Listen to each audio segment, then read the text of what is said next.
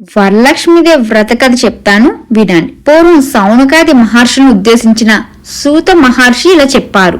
మునులారా, స్త్రీలకు సౌభాగ్యాన్ని ప్రసాదించే ఒక వ్రతాన్ని పరమశివుడు పార్వతీదేవి చెప్పారు.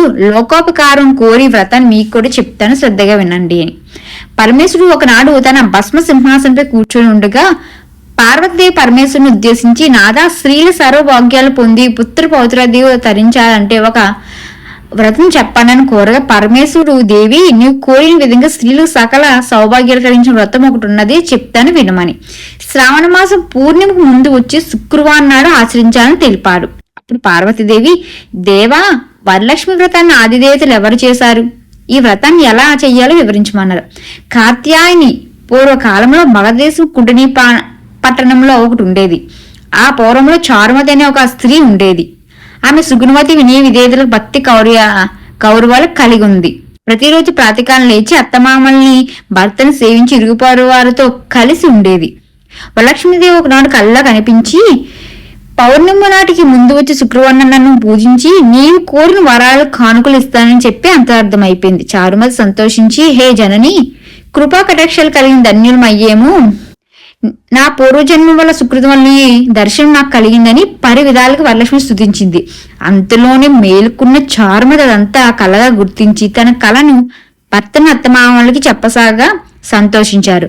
అయితే వరలక్ష్మిని చేసుకోమని చెప్పగా పూర్వ మహిళలు చారుమతి కళని గురించి విని పౌర్ణమి ముందు రాబోయే శ్రావణ శుక్రవారం కోసం ఎదురు చూడసాగారు. శ్రావణ శుక్రవారం రోజున పట్టణంలో స్త్రీలందరూ ఉదయాన్నే లేచి స్థలారా స్నానాలు చేసి పట్టు వస్త్రాలు ధరించి చారుమతి గృహాన్ని చేరుకున్నారు. చారుమతి తన గృహంలో మండపాన్ని ఏర్పాటు చేసి మండపంపై బియ్యం పోసి కలసం అన్నది ఏర్పాటు చేసింది. అయితే అమ్మవారిని సోడోపచారంతో పూజించి భక్ష్య భోజనాలు నివేదించి 9 పోగుల తోరణం చేతికి కట్టుకు ప్రదక్షిణలు చేశారు. అయితే మొదటి ప్రదక్షిణ చేయగానే కాళయందిన్న గల్లు గల్లుని మోగే, రెండో ప్రదక్షిణ చేయగానే హస్తాలు నవరత్న ఖచ్చిత కంకణాలు దగదగ మెరిశాయి. మూడో ప్రదక్షిణ చేయగానే అందరూ సర్వ భరణ భూషితులు అయ్యారు. వారు చేసిన వరలక్ష్మి ఫలితంగా చారుమతి గృహంతో పాటు ఆ పట్టణంలో అందరూ కూడా కనక వస్తు వాహనాలు తిండిపోయాయి అన్నమాట. అలా వారి ఇళ్ల నుంచి గజతరగజ వాహనాలతో వచ్చి ఇళ్లకు తీసుకెళ్లారు అన్నమాట.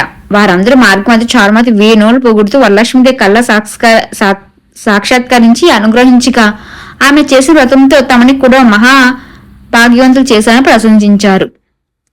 అయితే ఇలా ఏటా వరలక్ష్మి వ్రతం చేసి సకల సౌభాగ్య సిరి సంపదని సుఖజీవనం గడిపి ముక్తినైతే పొందుతారన్నమాట. మునులారా, శివుడు పార్వదేవి ఉపదేశించినట్టు ఈ వరలక్ష్మి విధానాన్ని మీకు వివరించాను. ఈ కథ విన్నా, చేసినా, చూసిన వారికి కూడా సిరి సంపద సర్వ సౌభాగ్యాలు ఆయురారోగ్యాలు కలిగి ఉంటాయని మహాముని సౌనకాది మహర్షులకి చెప్పారు. ఈ కథ అక్షింతలు శిరషిపై వేసుకుని తరం ముత్తైదులు తాంబూలం ఇచ్చి అందరికి ప్రసాదాలు ఇచ్చి చేసిన వారు కూడా ఈ ప్రసాదాన్ని తీసుకుని వ్రతాన్ని ఏ కుల వారైనా సరే చేసుకోవచ్చు. భక్తితో వేడుకుంటుంటే వరాలందించే తల్లి వరలక్ష్మీదేవి. ఈ కథ అయితే మీకు నేను చెప్పే విధానం నచ్చింది అనుకుంటున్నా. క్లియర్ గా అయితే చెప్పాను. సబ్స్క్రైబ్ చేసి, లైక్ చేసి, షేర్ చేసి ఎవరికి